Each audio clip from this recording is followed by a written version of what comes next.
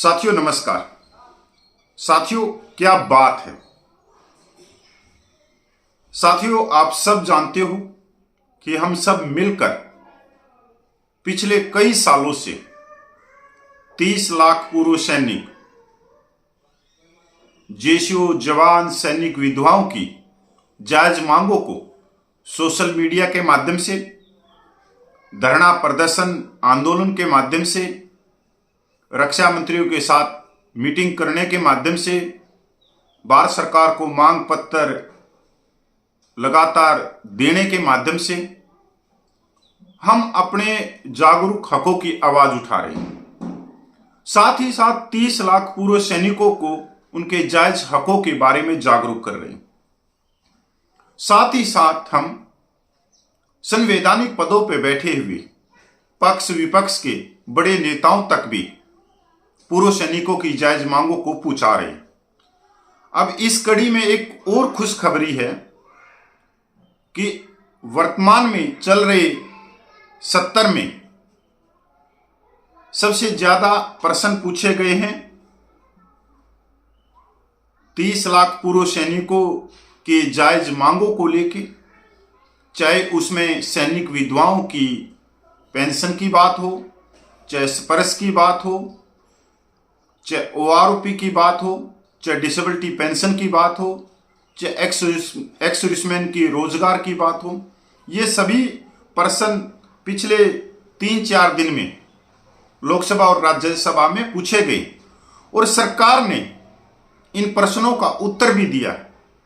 तो पहले एक बार हम प्रश्न देख लेते हैं और साथ ही साथ में सरकार ने क्या जवाब दिया है वो भी देखने के बाद में ही पता लगेगा कि सरकार की करनी और कथनी में क्या अंतर है। क्या सरकार सिर्फ स्टेज से ही बोलती रहती है कि हम पूर्व सैनिकों का बहुत ही सम्मान करते हैं, या फिर वो कुछ कर भी रही है, या हाथ पे हाथ धर के सिर्फ वो सदन के अंदर अपने नेताओं की चालीसा पढ़ रही है।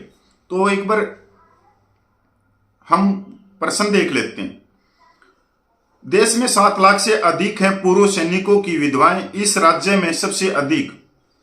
राज्यसभा में पूर्व सैनिक विधवाओं की पेंशन का मामला उठा। तृणमूल कांग्रेस की राज्यसभा सदस्य सागरिका घोष ने पूछा कि पूर्व सैनिकों की विधवाओं को दी जाने वाली मासिक सहायता में संशोधन किया जाता है या नहीं। क्या सरकार सैनिकों की विधवाओं से जुड़ी कल्याणकारी योजनाओं की समीक्षा करती है या नहीं। इस पर राज्य मंत्री शेख ने राज्यवार आंकड़ा जारी किया। स्पर्श का जो सिस्टम है, पेंशन सिस्टम है, उससे लाखों पूर्व सैनिक परेशान हो रहे हैं। तो उसमें सुधार करने की दिशा में सरकार ने क्या कदम उठाया। डिसेबिलिटी पेंशन के लिए पूर्व सैनिक कोर्ट का दरवाजा खटखटाते हैं और कोर्ट से उनको राहत मिलती है, तो सरकार उनको डिसेबिलिटी पेंशन ना दे के सरकार उस केस का विरोध अपर न्यायालय में कर देती है। ऐसा क्यों। सरकार ने राज्यसभा में बताया कि 31 दिसंबर 2024 तक देश में पूर्व सैनिकों की विधवाओं की संख्या 7,40,766 है।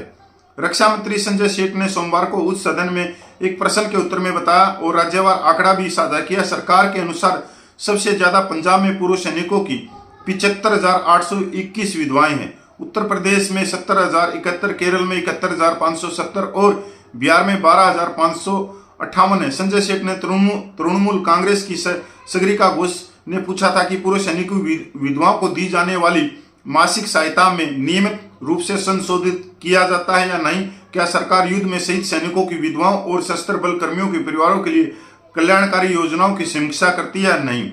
अब देखो, जो माननीय सांसद है सागरिका घोष जी ने प्रश्न कुछ और पूछा, अब राज्य रक्षा मंत्री ने जवाब कुछ और दिया।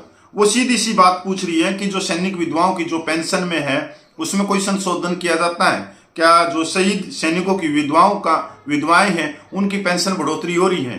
तो यहाँ हमारे जो माननीय नेता है वो जवाब ही कुछ और दे रहे हैं, जबकि सच्चाई ये है कि OROP 3 में जो शहीद सैनिकों की विधवाएं हैं, जो वीरगनाएं हैं, उनको OROP 3 में 1 रुपये का बेनिफिट नहीं हुआ। जिनकी सर्विस 1 साल, 2 साल, 4 साल, 5 साल में शहीद हो गए। अब इसका जवाब वो ना देके वो कोई लिखा हुआ रक्षा मंत्रालय के अधिकारी ने कोई नोट दे दिया और उसको पढ़ के चलते बने। अब और आगे देखो,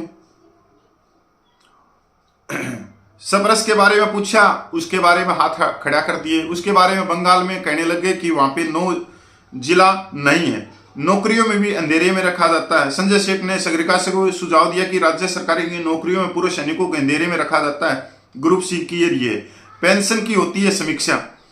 वो आरोपी के सवाल पर राज्य रक्षा मंत्री ने कहा, विधवाओं को मासिक सहायता पारिवारिक पेंशन के रूप में दी जा रही है। साथ ही वेतन आयोग की सिफारिशों और सरकार द्वारा उनकी स्वीकृति के आधार पर पारिवारिक पेंशन की समीक्षा की जाती है। समय समय पर महंगाई राहत की भी समीक्षा होती है, जिसके परिणाम स्वरूप वितरित राशि में वृद्धि की जा सकती है। रोजगार पर मंत्री ने क्या जवाब दिया? राज्य मंत्री से पूछा गया था कि युद्ध में शहीद सैनिकों की विधवाओं को उनकी सैनिक योग्यता के आधार पर, अनुकंपा के आधार पर क्या अन्य रोजगार उपलब्ध कराया गया है? इसके जवाब में राज्य मंत्री ने कहा कि भारतीय सेना के अधिकारी के चयन में पूर्व सैनिकों की विधवाओं को युद्ध में शहीद सैनिकों की आश्रितों बच्चों के लिए आरक्षण की व्यवस्था है। उन्हें शॉर्ट सर्विस कमीशन और शॉर्ट सर्विस कमीशन गैर तकनीक पदों पर नियुक्ति में वीरता दी जाती है। भर्ती में 35 वर्ष की उम्र की छूट है। मतलब जो सीधे सवाल थे, उन सीधे सवालों को घुमा फिरा के मैं बात तो कर रहा हूं बंबई की और मेरे को बात सुनाई जा रही है लखनऊ की। मतलब कोई मतलब ही नहीं है। जब मैं पूछ रहा हूं बंबई के बारे में और मेरे को बताया जा रहा है लखनऊ के बारे में, तो यहां पर मंत्री जी ने जो चालीसा पढ़ी ना कि मेरी सरकार, मेरे नेता, मेरी ये, मेरे वो।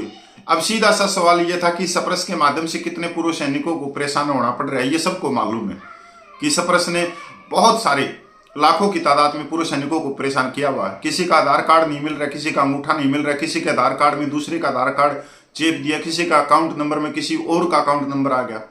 तो इसके ऊपर माननीय मंत्री का यही जवाब होना था कि कोई भी सिस्टम है उसमें थोड़ी बहुत खामियां होती हैं। जब वो नया नया लॉन्च होता है तो हम उसमें सुधार करने की कोशिश कर रहे हैं। और जितना भी आपने हमारे को बताया है, इसको लेके मैं अपने उच्च अधिकारियों से भी बात करूंगा और उनको मैं कहूंगा कि जल्द से जल्द इन चीजों का समाधान किया जाए।